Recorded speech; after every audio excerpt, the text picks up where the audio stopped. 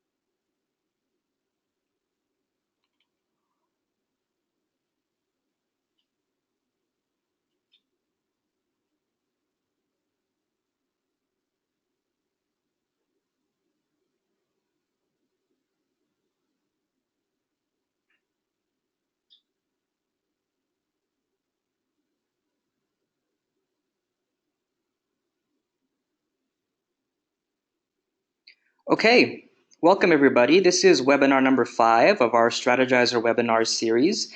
Today's live broadcast is going to be presented by Alex Osterwalder, and the topic is how to validate business ideas. A good morning to everybody who's joining us from North, Central, and South America. A good afternoon and a good early evening to all you folks who are joining us from Europe and the Middle East, and a good evening, or I guess late evening, to those of you night owls that join us from Asia and the Pacific.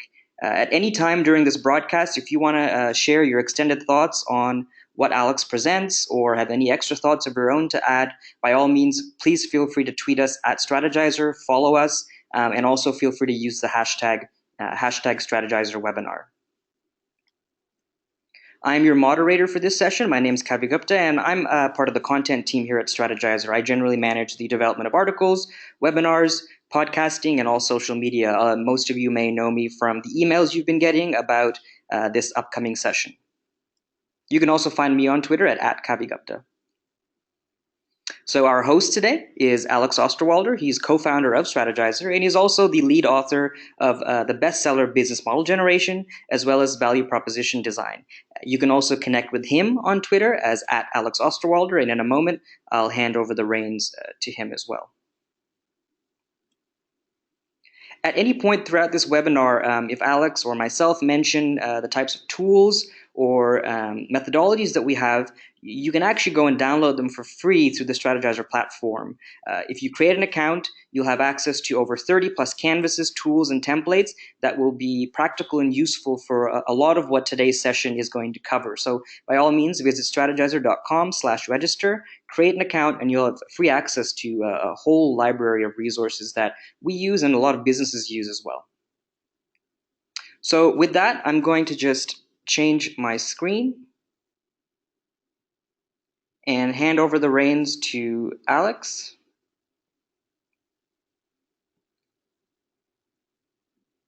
And Alex, whenever you're ready, go ahead. Hello, everybody. I hope you can hear me fine. Kavi will tell me in case that is not working on microphone. So, hi, everybody around the world. Super excited that we have hundreds and hundreds of people joining us for this webinar. I'm going to show you how to validate business ideas, and I'm going to show you this over a period of about 12 weeks. Okay, and I'm going to show you how we do this when we work together with larger organizations, going from an idea, which could be improving a business model, creating a new product, or any other starting point, all the way to validating an idea over here. I'm going to show you this in a large company context, but this applies to any type of organization. Some specifics that I will point out are in particular relevant for large organizations. So we're going to split this into 4 weeks to start with, and then here another 8 weeks, which will lead us up to the 12 weeks. And when you start out with an idea that you want to validate, and that again could be improving an existing business model. If you have a business line or a business division, 500 million, 1 billion or more, and you have to rejuvenate the business model, this is your starting point.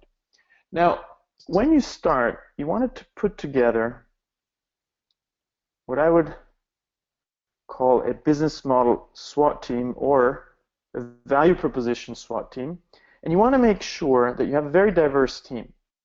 You also want to make sure that in this team you have somebody who you can call an entrepreneur. And what I mean with that is that we need to go beyond the typical project manager. We need to give ownership to somebody who will drive this project from the beginning all the way to the end, to validation, which could go on and then go into scaling mode where somebody else might take over. Now, there are another couple of things that you want to make sure at the beginning of a project with this team, that you give people enough time to work on a project like this. And that sounds trivial, but how often do we actually really give people time to work on new ideas or to improve an existing business model in a very substantial way by rejuvenating it? It doesn't happen all too often, and I'm speaking from experience here, that I often see teams that have to do this on top of their traditional work. And when there's a lack of time, we all know that the work won't be done in the right way. So that's the starting point. And surprising enough, we don't actually need a lot of money to start out. Innovation, when you start, is not very expensive. It's actually pretty cheap. So we'll start here, the starting point. And the first thing you really want to do is make sure, and we do this over 4 weeks, 2 to 4 weeks, we want to make sure that people understand the tools. And those of you who are already a bit experienced know that on top here we have the business model canvas. On the bottom here we have the value proposition canvas. These are our 2 tools that will lead us through the process where we will shape our ideas that we have at the beginning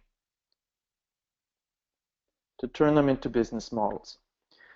But if you're in an existing business, you might actually not start from an idea. You might start from an existing business model, meaning that the first step here is to sketch out your existing business model. And I like to call that the as-is business model. So while people here are learning about the tools, and we do this actually in an online environment, where we help people learn about the tools with videos and online facilitators, and at the same time they sketch out their as-is business model. So after 4 weeks, you have a really good starting point to do, and again, you can modify this process to your own kind of context and own needs. But what we like to do after this first initial online training is we like to do a workshop. First workshop that could be about 2 days. It's a very good time frame. 2 days to take your business model and ask yourself, what are the strengths and weaknesses? So how could we split up these 2 days? So let's zoom in here, split this up here into 2 days. The morning session, you'll take your as-is business model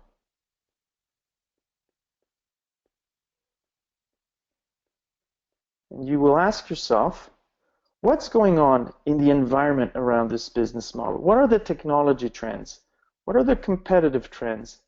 What are the customer-facing trends? And what is the ongoing economic environment? And once you have a good understanding of this environment, you can start assessing your business model.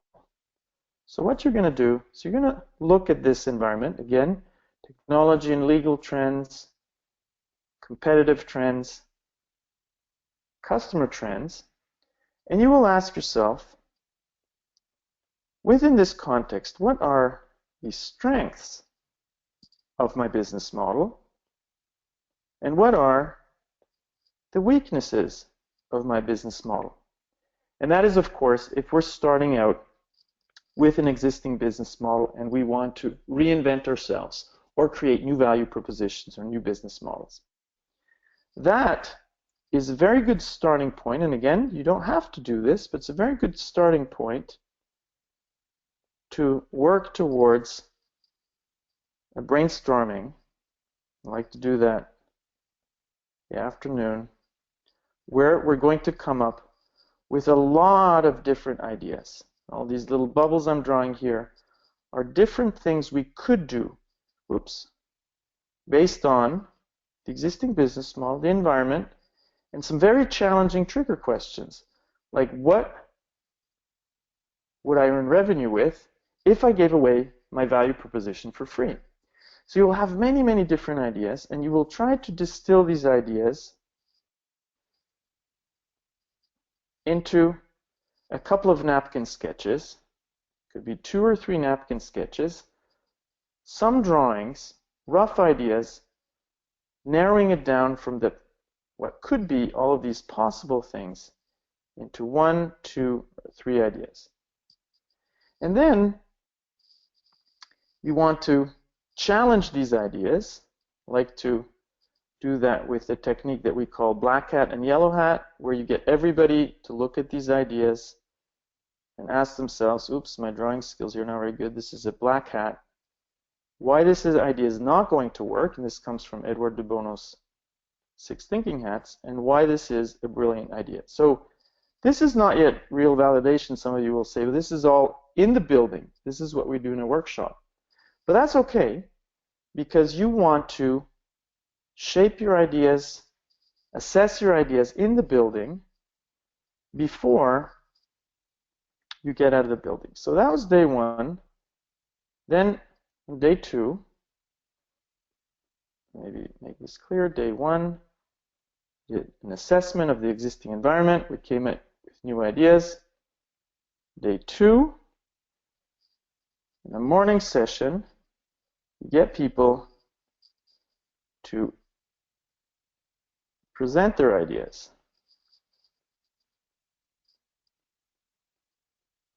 After they were able to work them through, maybe even with the numbers, and digest them overnight, open night session. And again, you can do feedback sessions. I like to do this with the black hat and yellow hat again, after we went through a couple of iterations, after people worked through the night, came up with some great presentations. You have, again, very good assessment of your ideas. Then the next thing you will do is, this could be one team, this could be several teams, you will take your ideas, the shape of a business model canvas, maybe value proposition canvas if you had time to work on that, or maybe only value proposition canvases if you didn't work on the business model. So what's the next thing you do? Presented your ideas, you iterated them. Now you've got to ask yourself, what are the key hypotheses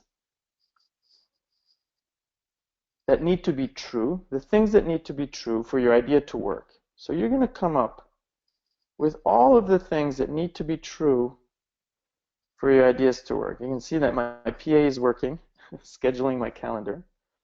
You ask yourself, what are all the things that need to be true for this idea to work? This is what we call the hypothesis. But here's the most important step, that you take these hypotheses and you rank them in terms of which one is the most important, the one that's going to kill your business. So very often you don't start with a pricing hypothesis. That's not going to kill your business. But probably could kill your business is if people even have the particular job you intend to address, if they even are interested in the value proposition you hope to launch, or if they have a budget to acquire what you are working on. Okay? So that is our starting point, this 2-day workshop.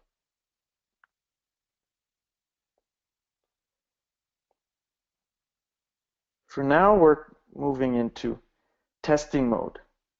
So I'll get back to our 8-week schedule. We had 4 weeks to learn our methodology, sketch out an as-is business model, brings us into the workshop, and now we are ready for 8 weeks of testing. We take the first hypothesis from up here,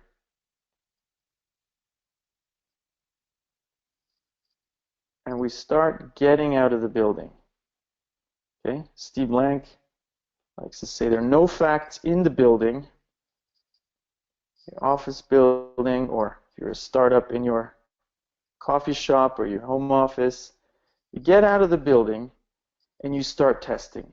And what testing actually looks like is a very messy process. Like, you will advance, you'll learn that you were wrong. Messy, messy, messy. You will have to iterate, you'll have to pivot your ideas, you have to reshape them, and eventually it will get a bit clearer after 8 weeks. It's not a lot of time, but after 8 weeks, you'll have a pretty good idea of some of the things that could really work, and some of the things that you've already proven with evidence that are not going to work. Now, what's important here is, if you're a team or if you're in a large company, that you have weekly check-ins. Because if you don't, it's likely that you're going to think hard about your ideas, but you're not going to stress test them outside of the building in the market. So what's really important here is that you have somebody who you're accountable to for testing your ideas. So weekly check-ins are usually very good, either with an advisory board, with leadership, or with external coaches. And we do this online in Strategyzer, of course, because you can have a good tracking of how your ideas are evolving and how your hypotheses are evolving and how you're testing them. So this is a very simple 12-week process to go from a starting point to a first validation of your ideas. Now, how does this differ from the traditional process? Number one, I'd say that traditionally we put a premium on ideas. That the idea is the most valuable thing. But it turns out, I think, ideas are free. Ideas are almost worth nothing because your ideas are going to evolve over time. the ideas that go in here, the ideas that go into your workshop, are going to change radically over time. What this means is, don't get attached to your first ideas. Don't fall in love with your first ideas. Accept that this is a real journey here where your ideas are going to transform. And this is very hard to do. Brings me to a couple of pitfalls here. In existing businesses, it's very hard for people to stay in this design thinking mode where they're not going to actually have to think about the idea that they're going to implement, but where we accept that the ideas that come in are going to transform radically, very different at the very end. And once you accept that, it's going to be a lot more easier to let go. And you're not going to get into conversations who has the best idea, because you know you have to validate them with this 8 week process. This is very, very important. So what are another couple of pitfalls here? I'll look at the workshop already as a starting point. What's important here also is that we accept that there are many possible ideas, and I'd go further than that. Let's take this, that ideas can have different business models. You can turn an idea into reality with different business models. Launching a new product, you could do that by giving it away for free. That's how Google started out, became a great business. We could create a business model with switching costs that locks customers in. That's what Nespresso did. So what you need to realize is that every idea, every starting point can have different business models. So in terms of design thinking, you need to explore alternatives thoroughly before you actually go test one of your ideas. And even then, you need to accept that they're still going to transform in this process, and you will be able to let go. So not falling in love with your first idea.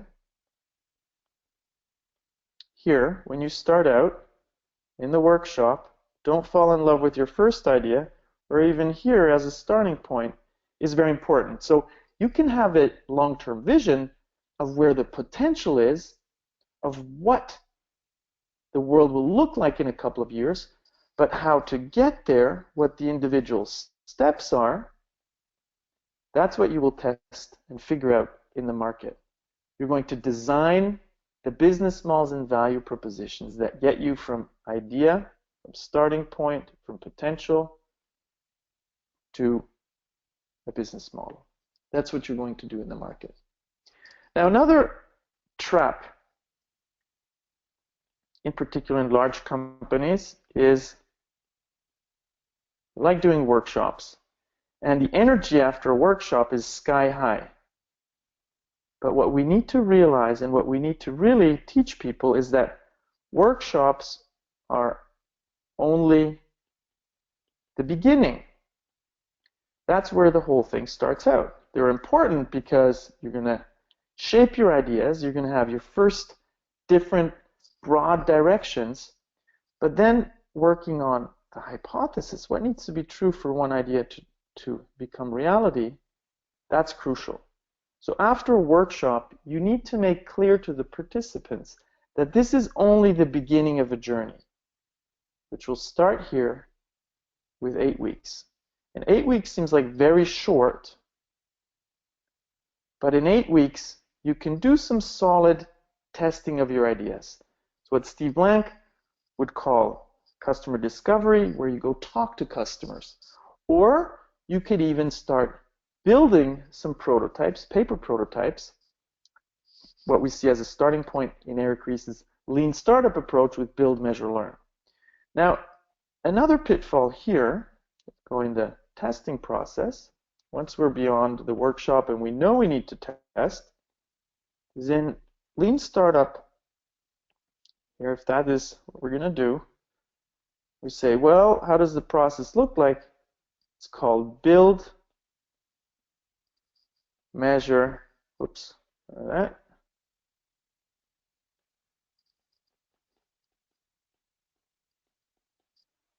Learn. And people who start out with this, they take this too literally. They say, oh, I'm going to have to build something here. Maybe after talking to a couple of customers here, I'm going to have to build something. And then I'll measure it, and I'll learn, and I'll change. A quick prototype. But what's really important to understand is that sometimes you don't need to build anything. And of course, if you're in a very capital-intensive industry, you can't even do that. So what you want to accept is that, if you know the value proposition canvas, here we have the value map, which reflects the value proposition, and on the right-hand side, we have the customer profile,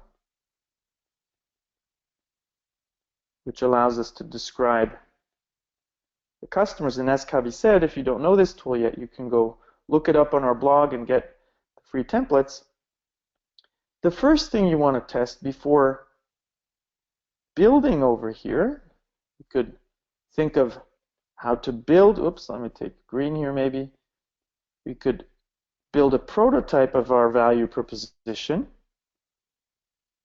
what we'd call an MVP. But that's not the first thing to do, actually.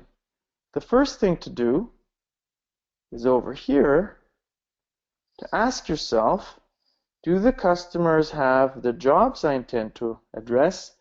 Do they have the pains I think they have? And do they want to achieve what I think they will achieve? So the first thing you want to test is the circle. You want to ask yourself, is the customer even interested? Meaning if you have some widget in mind that you want to build,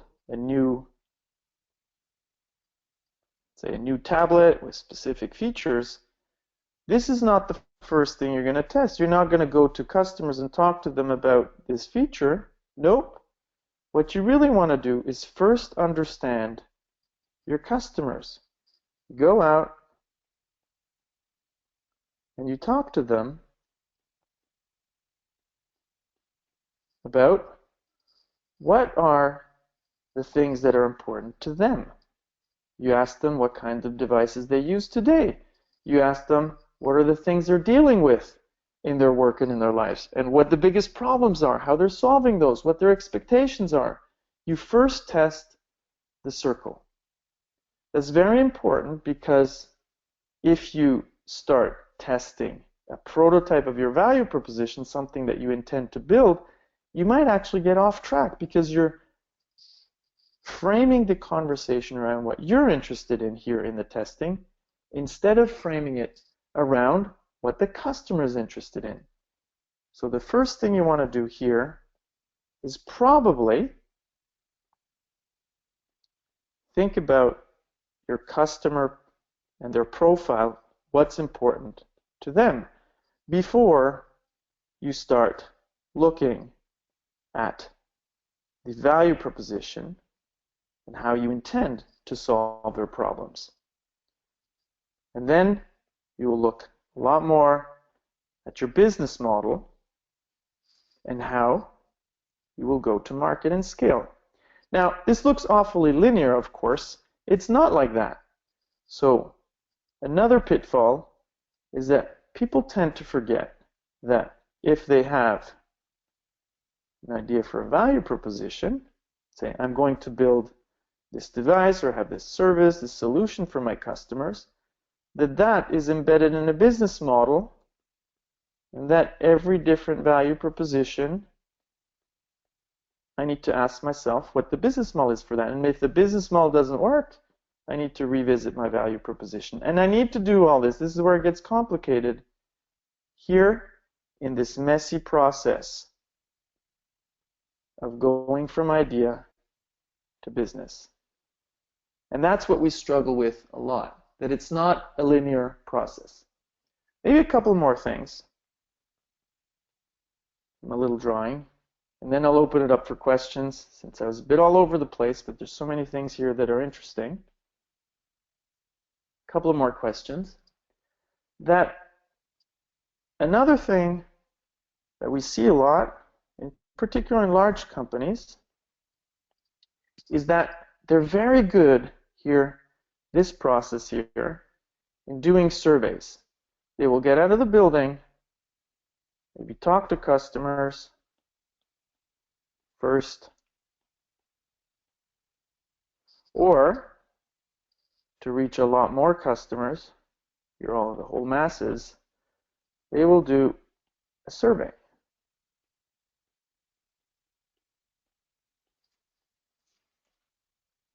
Two big errors here that often happen is, number one, let me start with the biggest mistake that happens in interview settings in this validation process, is that people ask for opinions. Would you be interested in this? Do you actually have this problem? Do you think this is an important problem to you? Opinion is not what we want.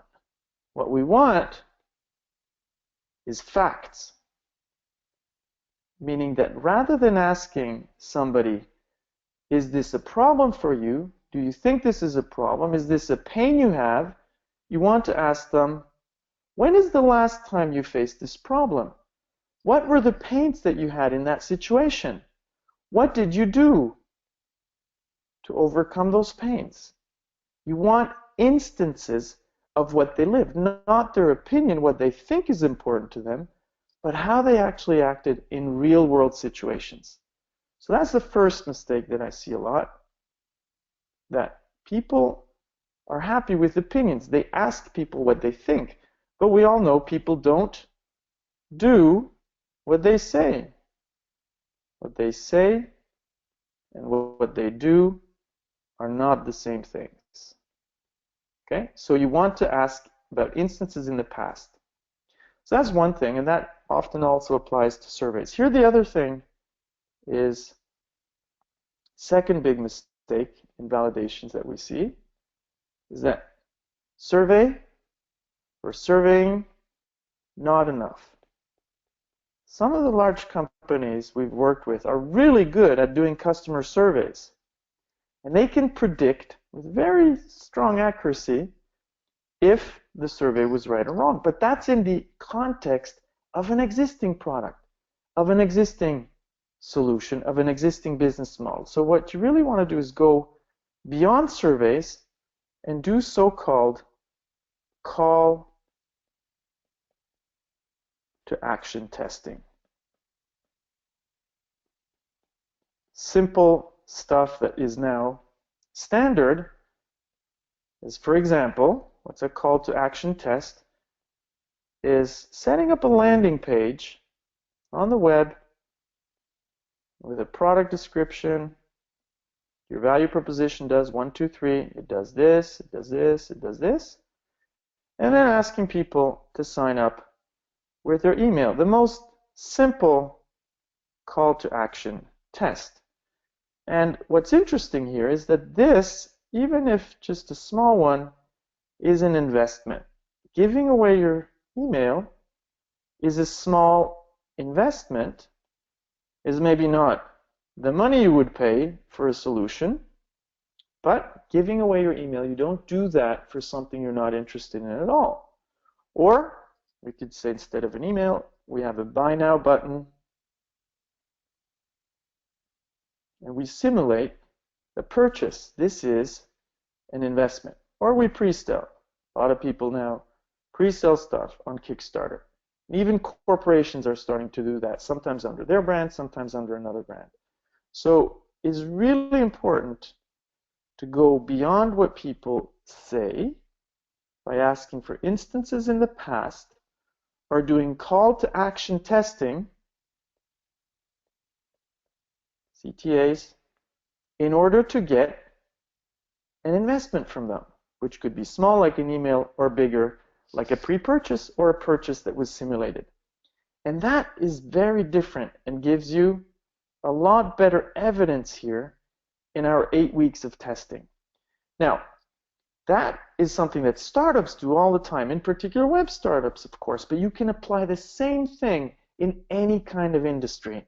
And we've seen it now being done in the pharmaceutical industry, capital-intensive industries.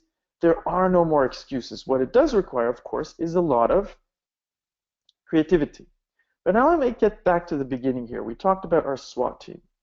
One of the things that is often missing are the testing skills. So when you set up a team, you want to have some people involved who can set up these landing pages with, it sounds complicated, but it's not, with the hundreds of services that exist out there. Now, some of you who are in large companies are probably screaming, well, what about our legal department? They're going to shut us down. They're never going to allow us to do this. They hardly even allow us to talk to existing customers. Well, that is true, that you need to get buy-in from the very top, from the C-level, in order to be able to do these kind of things. But if we go back to CTAs, some of the greatest consumer goods companies now are understanding that traditional marketing research is not enough anymore, and they're going towards CTAs, and they're starting to convince their legal departments. And sometimes, best legal departments, they work together with the teams to help them explore what really could be done. So they're not a chain anymore here. They become real enablers. Okay, so I was just pointing out a couple of things in this process that can hold us back, a couple of things that are important. Let me see if there's anything else on my wall. I want to have all the things I wanted to say sketched out on the wall. Last thing maybe here is that what's holding us back today, do this one again, my favorite drawing, like the chains here. What's holding us back today in large companies is still this. Some of you might know what I'm drawing here. This is a business plan where we require from people that they refine their ideas in detail with a lot of writing before they even test their ideas. Business plans are at this stage here. We look at our 12-week process. Business plans are a waste of time. Where business plans become interesting is afterwards, when we move here towards implementation, or where we move into the next phase. You only write business plans when you validated your ideas. Okay, so one maybe last thing here is that after this process, you might be very happy. You validated your ideas. Oops. Validated your ideas. You have proof that your ideas could work. Well, it's not done yet. The problem is that sometimes even validated ideas will get killed in companies. Why is that? I'll draw one last picture. That in companies can say they're kind of split into two, where we have existing business models that we want to improve with existing profit and loss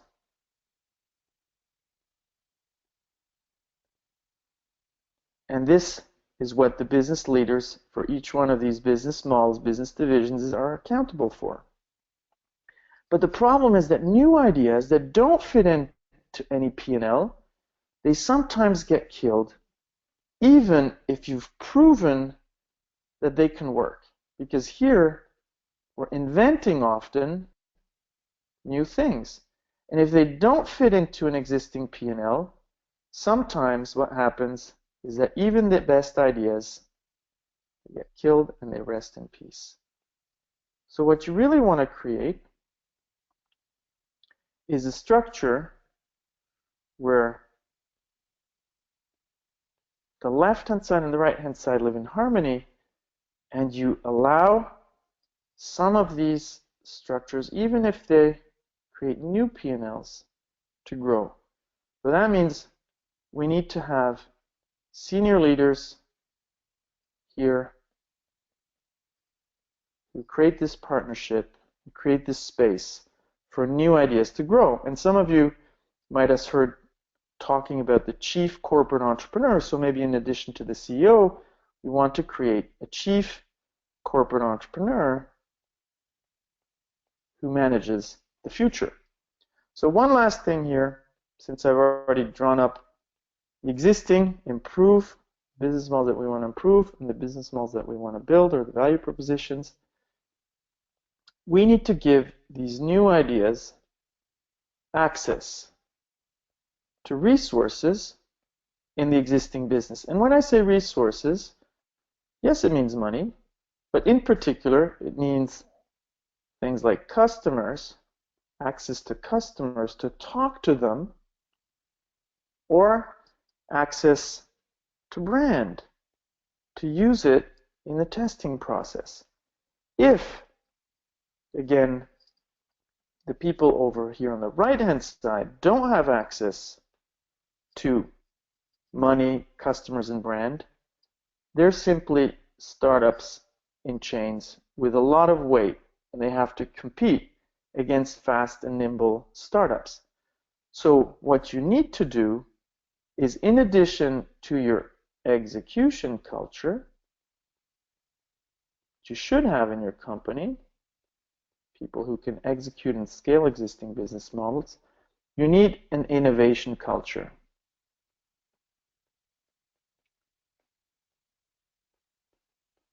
And some of you have heard us talk about the culture map. It is a new tool that we created together with Dave Gray. It looks like this. Culture map. It's something you can explore on our blog or download on our website. So a lot of things going on, so we can make this simple little process over 12 weeks happen. Okay, so I touched a lot of things here, covered a lot of ground. Let me open it up for questions. I'll hand over back to Kavi and see if there are any questions before he wraps it up. Awesome. Thanks, Alex. I'm just going to switch the screen for a moment just to remind our audience about a few things, and then we'll dive into a few of the questions. There's quite a few from people. We may not be able to get to all of them, but we'll do our best.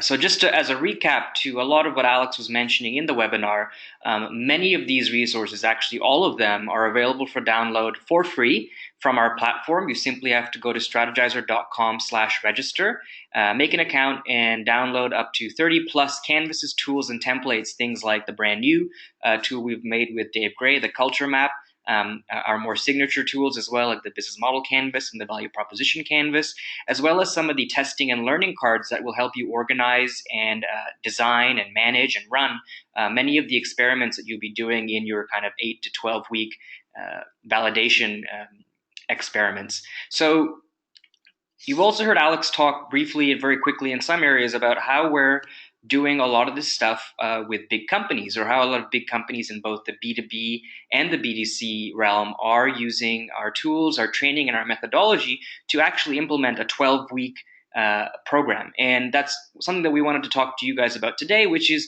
an enterprise offer that we're currently running, where we'll actually take a lot of the elements of this very session, the 8 to 12 week validation of a business idea, and work with your team in a corporate environment to actually achieve a validated business case that the team can then continue to explore. So what does that include? Well, like I mentioned, it's a 12-week process where you have a dedicated and experienced online coach to help you actually transform an idea that the team has, whether it's something that you do from scratch or something that's already been kicking around in the organization but has been having trouble lifting off.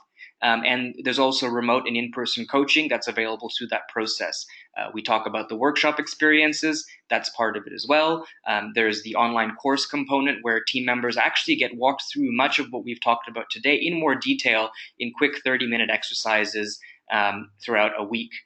There's also access to the full Strategyzer kit. You get the online training course, offline toolbox, as well as access to our web app. As Alex mentioned earlier on, there's a digital version of the Strategyzer app that allows you to essentially collaborate and create canvases and run tests and manage all kinds of experiments.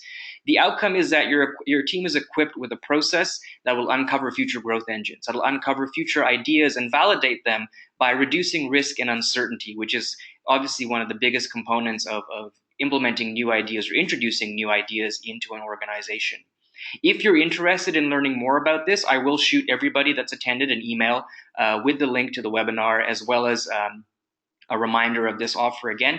You can touch base with our sales team at sales@strategyzer.com or call them on the line that's listed there. And again, I'll pass this through to everybody after the call again. But in summation, it's essentially an in-depth guided process of what Alex has just presented today that we are doing with companies and companies as big as MasterCard to Colgate to Medtronic in the healthcare sector have also implemented a lot of these processes with us. If you're interested in learning more about some of the concepts that took place, you can also visit our blog, which is blog.strategyzer.com. And you'll also see more in-depth explanations of some of the tools that we've talked about, some of the concepts we've talked about, and some of the processes that we talk about as well. So what I'm going to do is actually, Alex, flip it back to you in case you want to do any more visualizations. And we'll jump into some of the questions as well.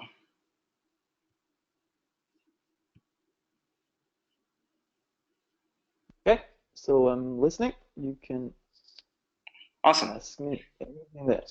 So we have quite a few. What we will do is the ones that we don't get to, we'll try and cover them in one of our Strat Chat podcast segments where we can go in more detail because of our time limit today. Let's jump right into it. There's quite a few. When talking with customers about jobs, pains, and gains, how specific or focused should the experience be? So I think what you're going to ask your customers really depends on the key hypothesis that you have. So coming out of a workshop where you kind of framed your ideas, where you shaped your ideas, you want to ask yourself, what are the most important things that need to be true for your ideas to work? And you start with those most important hypotheses. And this is typically a place where people get derailed. So the question is not how much detail, but it's what do you really want to learn? What do you need to learn in order to make progress towards a validated idea?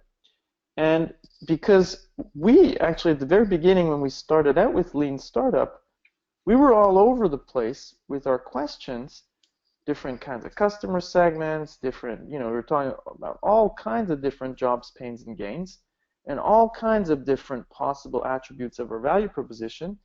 We weren't focused enough in our questions. Because of that, because we did a lot of interviews, we did a lot of questioning, and we weren't focused enough, we came up with a tool that we call the test card. It was a very simple tool called the test card that forces you to start with a hypothesis and then frame a test around that should ultimately lead to some learnings. And when you do this test card, you'll be a lot more focused and you will make very explicit which hypothesis are you exploring, how are you going to learn this, and that might be a specific customer question sets. So typically, I'm right now involved in a project with a large pharmaceutical company, one of the global players. And they're in a very heavily regulated environment. When they go talk to customers, they don't have a lot of time to spend with these stakeholders, so they have to be very specific with what they want to test and what specific questions they're going to ask. So the detail depends on two things: what you want to learn, number one, what's the hypothesis here, and number two, on where you are in your process. So at the very beginning, probably your questions are going to be a lot broader because you're not very clear yet on jobs, pains, and gains. So your question set is going to be broader. Don't make it too broad because otherwise you don't know in which direction to pull it. And then the further you get in your validation, the more specific your questions should get, because the further you get in your validation, the more you should normally know, and the more precise your testing should be. If you're too broad, you won't know which aspect really matters to your customers. Okay, so the further you get in your testing process, as a rule of thumb, the more precise your questions will get, the more precise your experiments will get. Awesome. Okay? Here's another really good one, Alex. A lot of organizations in most cases have a traditional R&D process with budgets that are allocated to existing business lines. Is traditional R&D a good process for supporting innovation, or does it require a change in organizational design? I think it requires, thank you for that question, whoever asked it. I think R&D today has two issues. Like I do think R&D, the way it is today, needs to remain the way it is today, but we need to create something in addition to that. R&D today is usually mainly there to improve and support the existing business models and value propositions in a company. That's the first thing. They rarely focus on what are the new value propositions and business models that we could come up with. Brings me to the second issue with traditional R&D, is very focused on products and technologies. What you really want to do in addition to that is ask yourself which value propositions and which business models could leverage the technologies coming out of our R&D.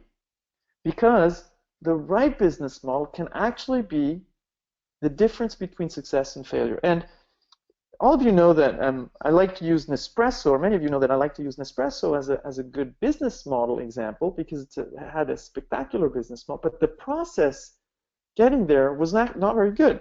So they came up in their R&D department with this new technology, but they didn't spend a lot of time on validating the value proposition business model. So that particular business almost disappeared because the first business model didn't work. The first value proposition didn't work.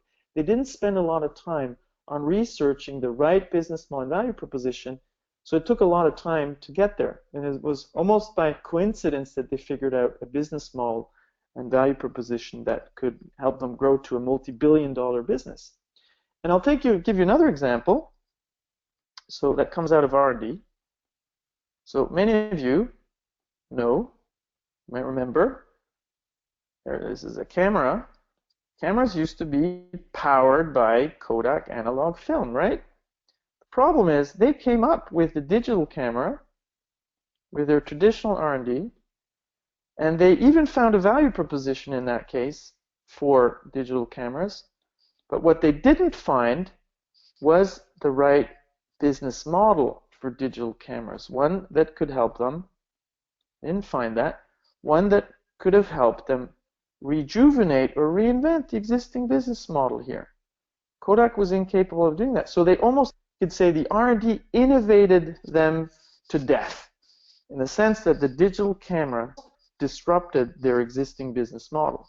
If they had spent more time and more energy on really figuring out the right business model for digital cameras, or if they had diversified into other areas like Fujifilm did, they were very successful with that for a very long time, they might still be standing.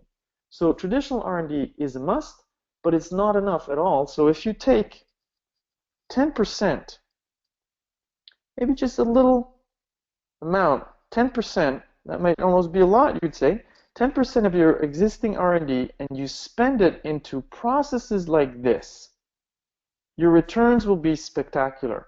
So I remember talking to the marketing council of a very, very innovative product company, telling them that I believe they could double their revenues in a few years if they took part of their R&D budget to do these kind of things, to reinvent or invent new things around the spectacular R&D that they have. And they're slowly moving towards that. And I'm convinced if they moved a little bit faster, if they only took 5% of their existing R&D budget, they could double their revenues in a very short period of time. So R&D as it is today needs to survive and continue, but it's not enough. There's an and there. We need to find business model and value proposition R&D, which will live in partnership, hopefully, with the traditional R&D. And it's not usually the case today, but that's the kind of partnership we need to create. Awesome. So let's do a couple more as we round out the hour. Here's another great one, Alex. Can this approach be implemented with teams across different organizational boundaries, especially if they're cross-functional teams? So yes, it can, and I've seen that happen, but it's infinitely more complex in the sense that there is no such thing as one business model for several organizations, except if it's a joint venture with its own legal structures. So basically, you will have this here that you will need to find. Okay, you can say, yes, we're going to find a business model that works to address a market opportunity. Okay, but if it's not a joint venture with its own legal entities, with one legal entity, it means that you need to actually find a business model that works for each company, meaning that their business models need to find their interest within this shared business model. So it does mean you need to align these. There's an alignment here,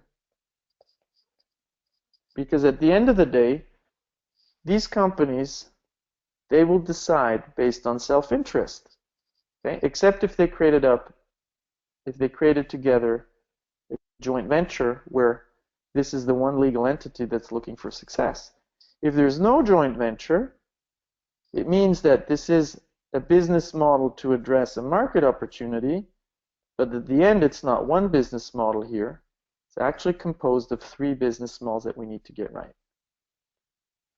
So I do think that's more and more important today. I think there are a lot of opportunities out there. I've seen a lot of telecom operators in particular working on this, but we're not there yet. And I think these kind of tools that are a lot more systematic will help us overcome this, because this helps a lot in collaboration. So yes, should be done, but it's infinitely more complicated.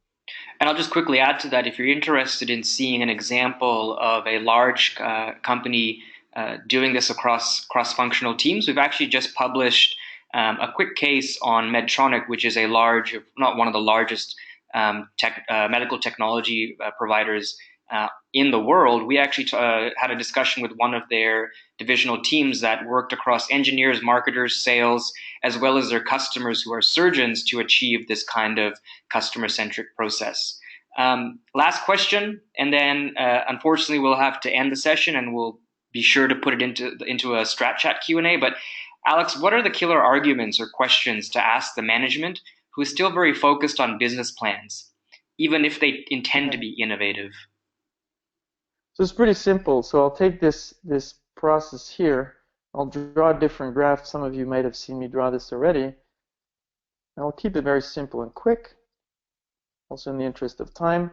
So when we go from idea to business, traditionally we write a business plan, and we put a lot of detail in here. The problem is the detail might make it look like the idea is going to work simply because we put a lot of detail, but we have no evidence that it's going to work. So business plans don't work at this stage because they don't reduce uncertainty. We haven't been in the market to test our ideas, so business plans don't mean we reduce uncertainty. So our task is, as innovators, as intrapreneurs and entrepreneurs, is to reduce the risk of innovation, and the only way to do that is by gradually investing more money. So let me take red here, people see costs. You spend a little bit first on customer insights. You'll do interviews, maybe with 100 people, maybe with 500. Then you might start doing some prototypes. You might start going a little bit further. So you gradually invest more money, and with every dollar or euro, whatever you invest, you reduce uncertainty. And that's exactly why innovation at the early stages is not expensive if you do it right. Because instead of writing a business plan that might actually blow up in our face, so they usually go up in flames or they're thrown away anyways, what you really want to do is gradually invest more money into testing, because that will allow you to reduce the risk of innovation, because it reduces uncertainty. And this is the killer argument that works all the time, because risk is something that we understand in our existing business models, and that's something we want to reduce. That's what we're afraid of in innovation. And we think it's expensive, but it's not. Because if it's done right, you will start cheaply and you will invest more and more. Which at the same time, and I'll end with that, is the problem of innovation. Because we don't need a lot of people and a lot of money to start out with innovation, it's unsexy. Because what's attractive for people in large organizations is to have huge budgets and manage a lot of people. But that's exactly what we don't need when we start innovation. It's about little money and very flexible SWAT teams that start out and gradually invest more. And only when we get into the scaling phase do we need a lot of money. That's why innovation today is often career suicide, because it's not sexy. It doesn't require a lot of money if done right. I'm not talking about R&D here. I'm talking about business model research and value proposition research. It doesn't require a lot of money and a lot of people. That's why it's unsexy, and that's why it's rarely a good career path in companies these days. But that's changing, and I do think culture is changing, and innovation is becoming a career path, hopefully, in the coming years. Awesome. Thank you so much, Alex. So that ends our session today on webinar number 5. And I'm just quickly going to highlight once again the different resources that are available to you after this session. We will be sending out a link of a video to this presentation directly to your inboxes. So expect that in the next 24 to 48 hours. And once again, just to show you guys, we have the enterprise offer, which is essentially a deep dive with a dedicated coach from Strategyzer, with access to full tools and resources that will help your team get reduce risk and uncertainty within the 12-week process. Much of what we covered today, except you'll have an expert to guide you through the process, and the outcome is a validated business case, a business model, or a value proposition that can then be explored and evolved with the same process. If you're interested in that, then by all means, please get in touch with sales@strategyzer.com or reach out with the phone number below, and I'll also be sure to send you this information in the email follow-up as well. Alex, anything else you want to add before we go off?